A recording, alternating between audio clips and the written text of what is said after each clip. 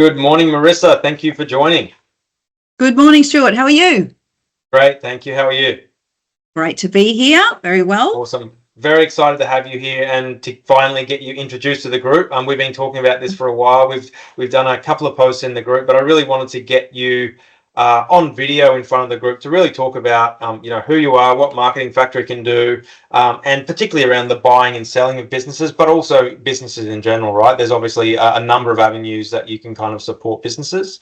So before we get started, I'll give you my quick intro for you so everyone knows who you are. So today I'm joined by Marissa Candy, a dynamic marketing specialist, keynote speaker, and founder of the multi-award winning agency, The Marketing Factory. With over 20 years experience and a client list that includes brands like Toyota, Lexus, Mazda, and Stockland, Marissa knows exactly what it takes to build marketing that moves the needle. She's also the author of The Rebel Marketer, where she challenges conventional marketing rules and helps businesses stand out by doing things differently. In this interview, we're diving into how marketing impacts the buying and selling of businesses and how owners can make smarter decisions that increase value, create standout growth. So, Wonderful. after that, thanks for the great intro, Stuart. Oh, no worries at all. My pleasure. So let's get into it. So I guess the first question is a little bit big picture. What is generally your approach when a business says we've tried marketing and it didn't work? Wow. Yeah, look, it can be I've tried something and you throw it into we've done that, it's failed, let's give up on things. But marketing's there's so many facets to marketing these days, right? You know, back 10 years ago, all we could choose from was television, radio, newspapers, magazines, billboards, right? And now in this digital marketing world, we've really got so many more options to choose. So if someone has said that they've tried marketing before and it didn't work, we really want to dive into that. We want to go deep into that and say, what did you try and when? Why didn't it work? Because sometimes when things don't work, it's not because it's a bad idea. It might just be little things like the messaging that you had, the timing that you ran it. So we don't often come in when someone is saying that one of the first things we ask a business is, what have you done before in marketing? Tell us about what's worked. Tell us about what hasn't worked. And if you haven't done any marketing before, great. We know we're going to have a great impact on the business because when you go from doing nothing to something normally does happen. So it's a bit about an understanding why it didn't work. What was the outcome that you were actually looking for?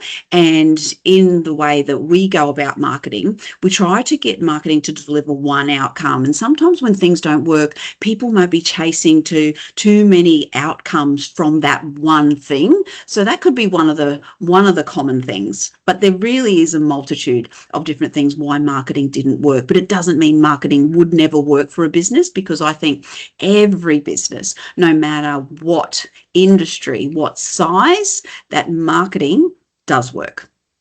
100%. And I love how you kind of explain what we could do 10 years ago and what it is now. And I think as you were saying that, I was thinking the more I learn about marketing, the more I realize I don't know about marketing, the more I'm happy to come it over to someone who's an expert like yourself, because there's I guess on a positive now, we have more ability to tweak one or two things in the marketing, which you can kind of test over time, which you couldn't on those old mediums. But yeah, the more I learn about it, the more I'm happy to outsource that 100%. We used to have to guess so much, Stuart. You place an ad on TV and, it's expensive, all that mass media marketing. And we'd go, how many people watch that show? The TV station would do their ratings and they'd sort of say, well, we think this many, it was put in front of this many people. And all we could do was track the number of phone calls a business got, the number of inquiries that were generated, and sales. And they're still the three top things we should be tracking no matter what marketing we're doing. Don't just rely on clicks. Don't just rely on likes, shares, comments in a digital space. We still need to be tracking our traffic figures, meaning our foot traffic through an actual physical store, our online and website traffic through all of our online and social media channels, our number of inquiries, and our sales. Because by tracking all different things, we know if it's actually marketing. And whilst you might think you might be getting a low cut-through rate in one of those areas, sales might be still increasing. So they're coming into the business somehow. Yeah, and just by being active across a lot of different things can actually drive sales. But it was harder back then to pinpoint exactly Yeah. what was moving the needle. But now we can be a lot more strategic about it, which is awesome. Yeah, absolutely. And I think, yeah, that makes complete sense. I think it's very easy to assume, oh, we're doing digital marketing, so let's just measure clicks and sales associated with those Yeah, clicks. But yeah, no, that's a great point how, it can, I guess marketing has the potential to drive outcomes that you didn't expect. 100%. And you Absolutely. And can't, the main thing about marketing is marketing isn't designed to generate the sale. Marketing's mm, designed to make the phone ring, to generate the yeah, inquiry. And sometimes people forget that, you 100%. know? And I think it's well, yeah. I think it's they forget it, and also it's I guess it's the business mindset where you want to be able to measure the outcome. So it's like, where are the sales? Mm. Because we're putting money in. What's the ROI? But like particularly if you're doing branding type marketing, it's not a direct correlation, is it? Yeah, no, that's right. And we can talk about, all the difference in the brands and branding and call to action later as we continue throughout this interview or following one, Absolutely. Stuart. So, Yeah, we can do many. I'm sure we've got plenty to talk about. yeah, yeah. So the next one is focused on a business owner that's planning to sell. So when a business owner decides to sell, maybe in the next 12 to 24 months, what should they be thinking about from a marketing perspective? Well, firstly, that timing would be great, right? If a business owner plans to sell in 12 to 24 months, that's a really long lead time, okay? Yeah. Because a lot of the times the business owners that we meet that want to sell have kind of reached that end of their tether, have Mm, kind of got yeah. to a point where they go, I don't want to do this anymore. I can't do this anymore. I'm tired. I'm burnt out. So if someone has got to a point where they are like, I want to sell my business in 12 months' time, or I've bought a business that I want to scale and sell in 24 months' time, that is awesome. Mm, Because the way we're going to get to the greatest outcome is to have a plan, is to have yeah. a strategy, and to know, right, what do we need to do to get the best sale price possible? And I think, for the members of your group that are either looking to buy or sell a business, if the longer lead time, the better, because you can test and trial different things because there is no one silver bullet in marketing. If I knew it, I'd be rich, So, because it does impact every industry differently, every business differently. In the, Mm, over 20 years that I've been in marketing, there are no two businesses the same. Even if you have two car dealerships, they're different. They've got yeah. different points of difference. They've got different things that are important to that business and its people and its products than the next one down the street, believe it or not. And so really, they really need to be looked at differently and tackled differently. But if you are thinking about selling your business in 12 to 24 months, have a plan and start marketing. Because at the end of the day, what does a seller want? They want the best price, right?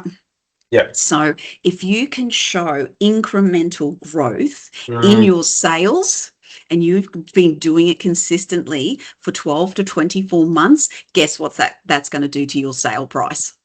Oh, 100%. And I mean, if you can show the formula as well, it's like, hey, we can show Mm. growth, but this is the formula that we've proven. And if you just throw more money at it, you're going to get more growth.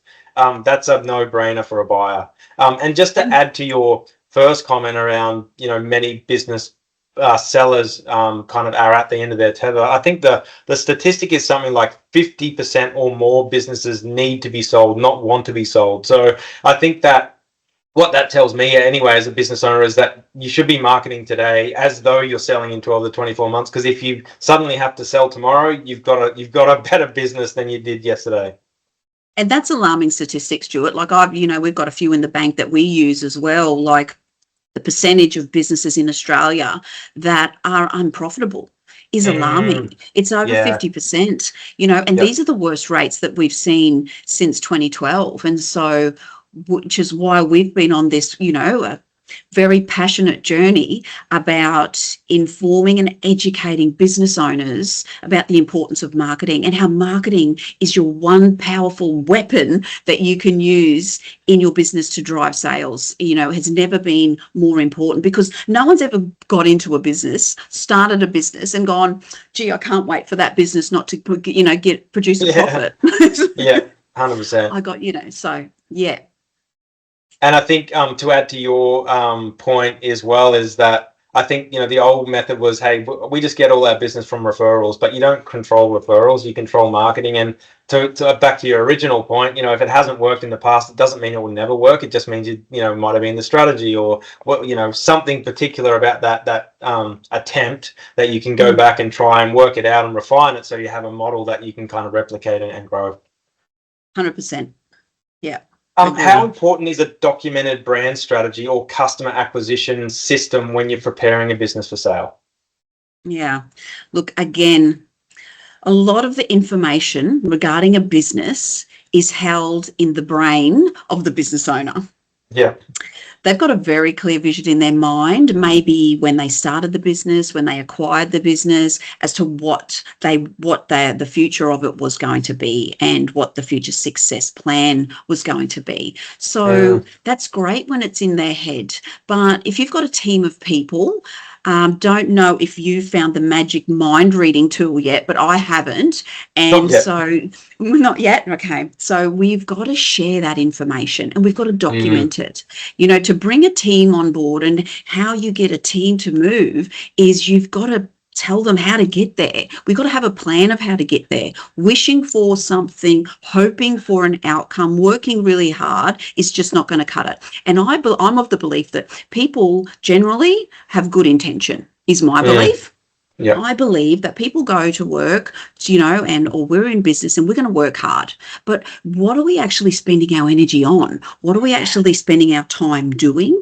And if we actually have a plan for every seat in our business, that this is what we need you to do for the business to move the needle, I think that's a totally different viewpoint. That it was like, right, in this admin role, this is the role that you have in marketing, because I believe that every single role in a business has a marketing role, even if that's not in their actual job description, because we can put out the best offer in marketing. We can have the best creative, the best videos, the most quirkiest campaign ever. But if you've got a physical store and someone walks in and they're not greeted straight away, they're not greeted with a smile, they're ignored, they don't feel special and important, it doesn't matter how good your marketing is, your message won't land. So there's so many things to think about, and making people aware of their role in marketing, how important they are and how they play in it, whether you're a receptionist, whether you're in accounts,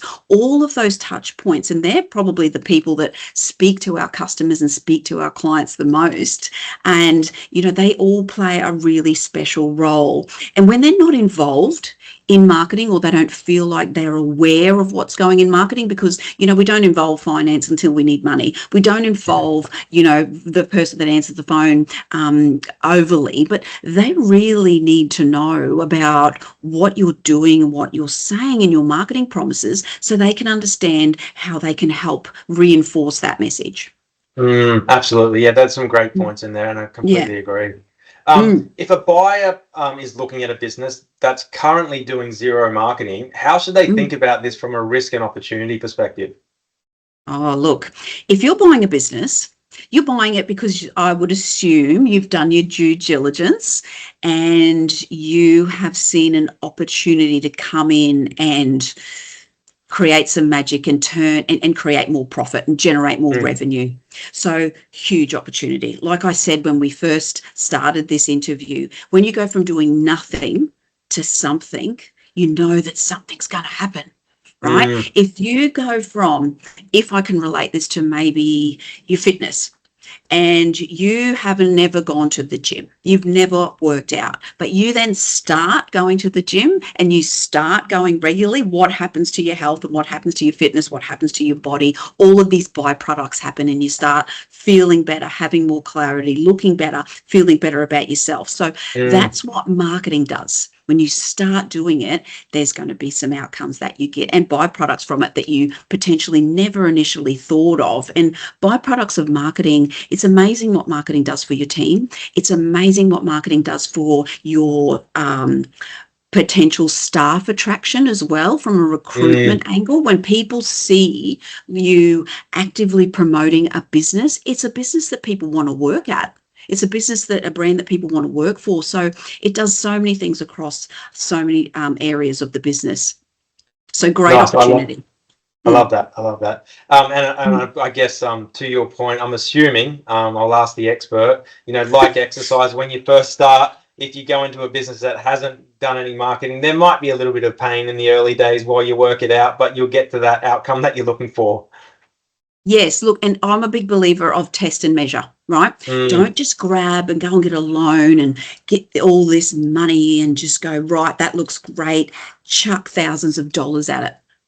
Let's not do that. Let's just dip our toe in the water. Let's check the temperature before we throw our whole self in, right? So I like to test little things, test different customer markets, test different messages, test different products, test and measure everything. And then when you find that thing that works, you find that area that works for you, then dive in. Then, look at that amplifying that message or that product. So, yeah. I love that way you explain that, then, because I think that helps and ties back to the first question, right? I think, as a business owner, it's easy to think marketing is one thing and you've tried one thing and it didn't work, so marketing in general doesn't work. But to your point that you just made is there's heaps of different areas where you can try, and when you hit that thing that works, it's like, okay, that's what we're going to do until something changes. Absolutely. And I've kind of got that philosophy about a lot of things. Like a question that we get asked a lot is, what social media platform should we be on?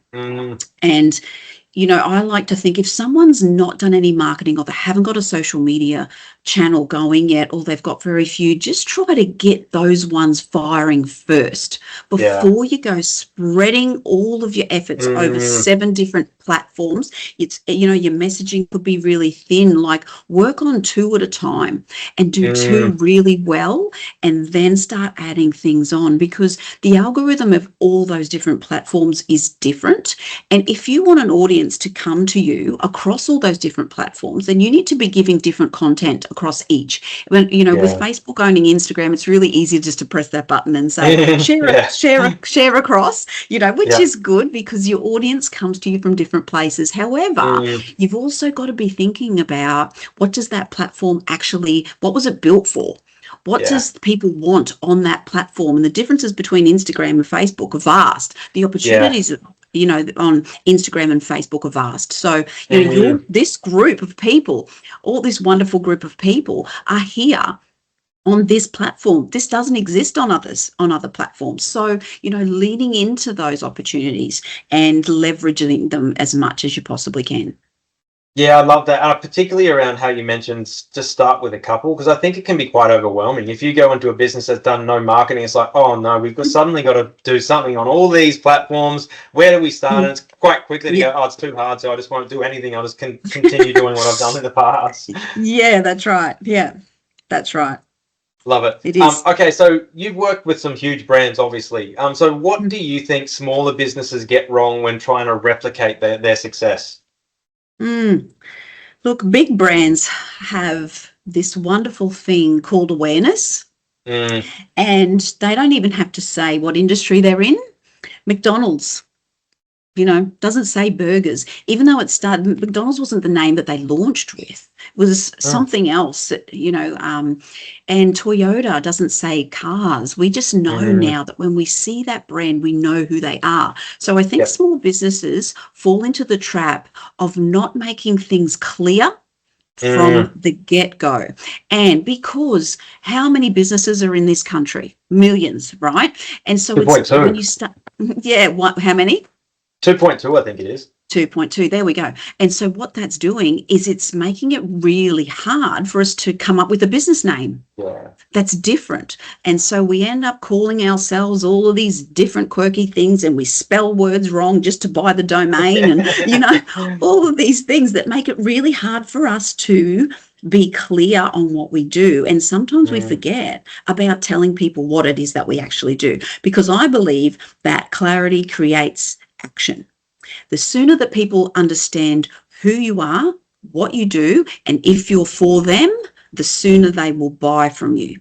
So that is, I think, branding basics. I know it's challenging to find a name that's available on an asset, that's a domain, that or social media handles. There's a lot, right? There's a lot to do now, and with 2 million names already taken, plus the businesses that don't actually operate anymore are still Yeah. holding on to handles, are still holding on to websites. It's frustrating, right? When Yeah.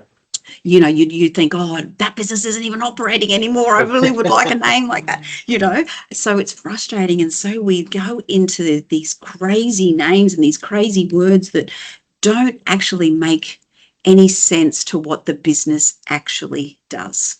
So my biggest message there is a little small shift in adding a tagline to your business name to create clarity or to make it easy for someone to know that this is who you are. I can give an example. We had a client, and if you've listened to our podcast at all, that listeners would be familiar with me sharing this story. So Joy by Nature was a client that came to us. Now, Joy by Nature could mean anything. Could be an Airbnb. It could be, taking long hike walks in the bush. Joy by Nature is something to do with, getting out in the outdoors. But if you just put the Joy by Nature brand out there, people don't really know what they are, who they're for, and if they're for them, most importantly, because we all walk around going, what's in it for me? What's in it for me? What's in it for me? Yeah. So when we started with this client, we just put 2 words under their logo that created clarity, and it's Joy by Nature Cosmetic Clinic. Nice.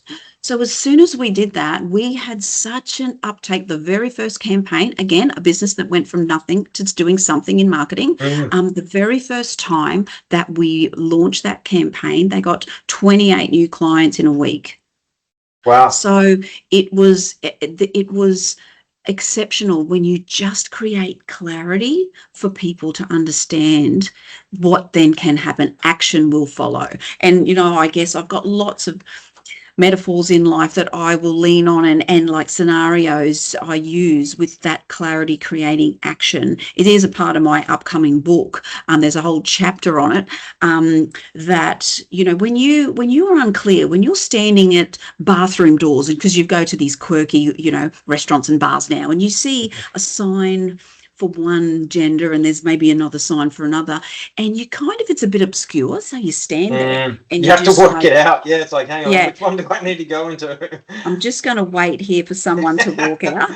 Yep, I'll take someone and then I'm going to look around in there to see if this is where I belong. So that pause, that stopping, that's what clarity. You're not creating clarity in your business is doing to your potential customers. Yeah, I love that example. I think it highlights it. Gone are the days where you just named everything ABC towing or plumbing because that's what you ended up in at the top of the yellow pages. It was so easy back then, but now you have to think a little bit more deeply. Absolutely, yeah. So you mentioned you call yourself the Rebel Marketer. What does that mean, and how does the philosophy help businesses grow differently?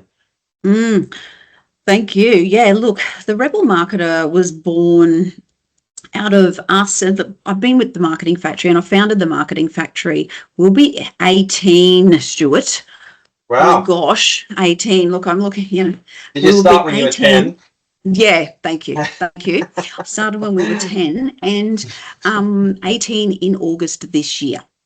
Wow. So we have grabbed a hold of a tagline for the Marketing Factory, and we've been shouting that don't blend in for a really long time.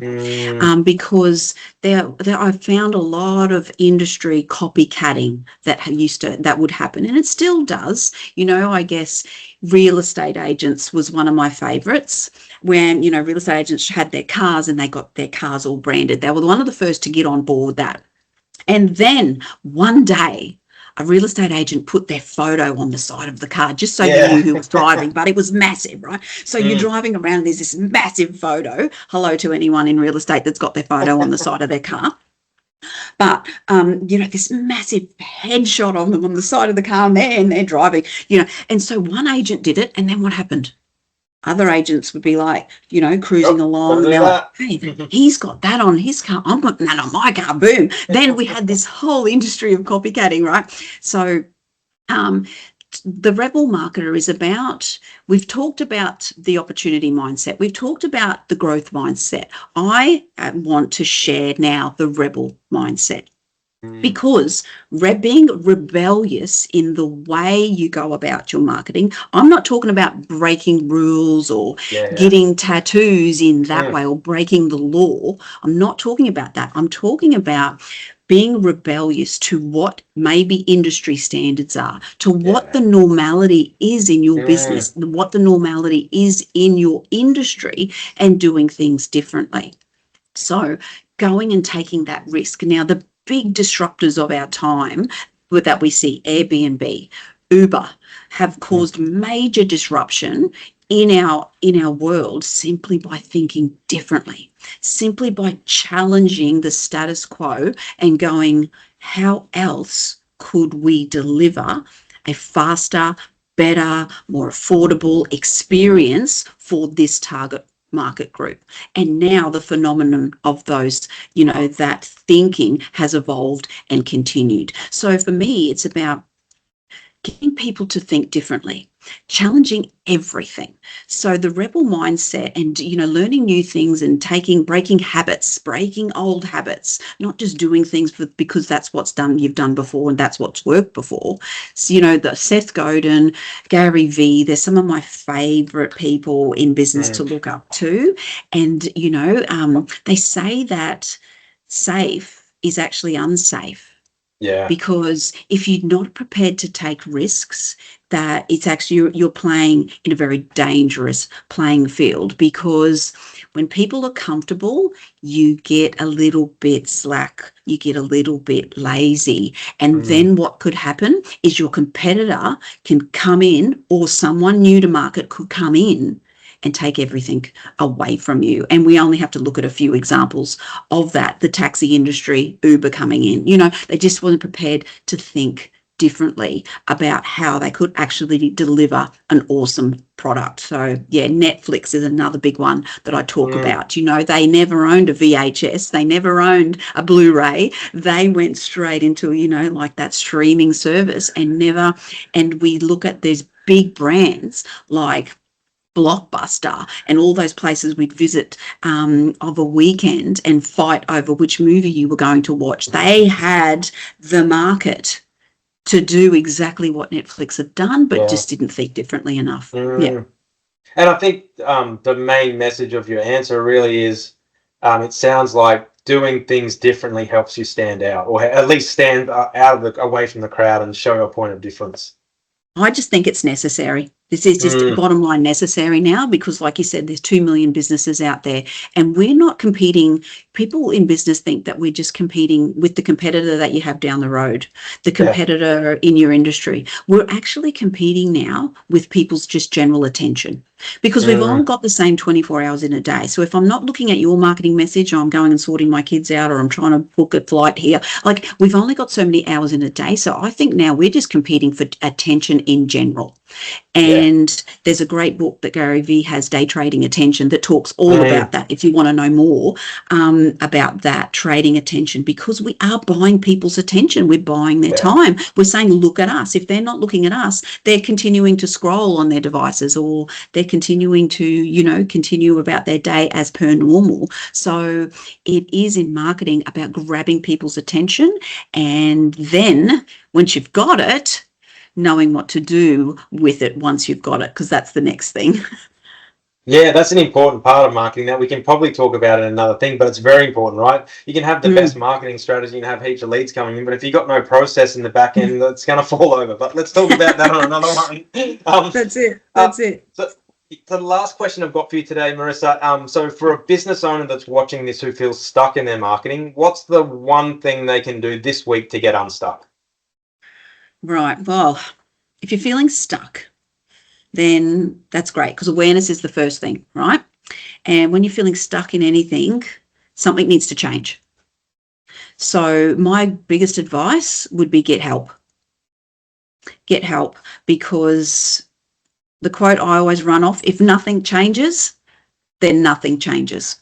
Yeah. So if you don't know how to get unstuck, get help. There are many people out there that can help you. They're, leaning on mentors, leaning on, coaches, leaning on marketers, there's lots of different areas of help if you're feeling stuck. Head to your accountant or your financial planner for advice. Like, there's lots of professions that are there for and attached to every business owner to say, I need help.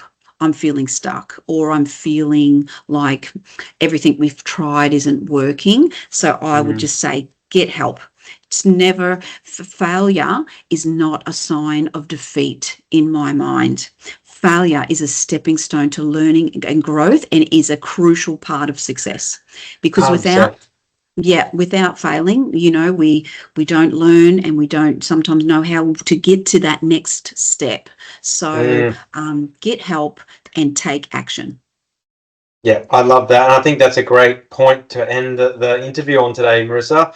So I really appreciate your time today. Guys, if any of you would like to get in touch with Marissa to talk about marketing, get some help around marketing, drop a comment below or reach out to the Marketing Factory on their Facebook. We'll tag them in the post. Been great having you, Marissa. Thanks again, and we'll chat soon. Thanks, Stuart.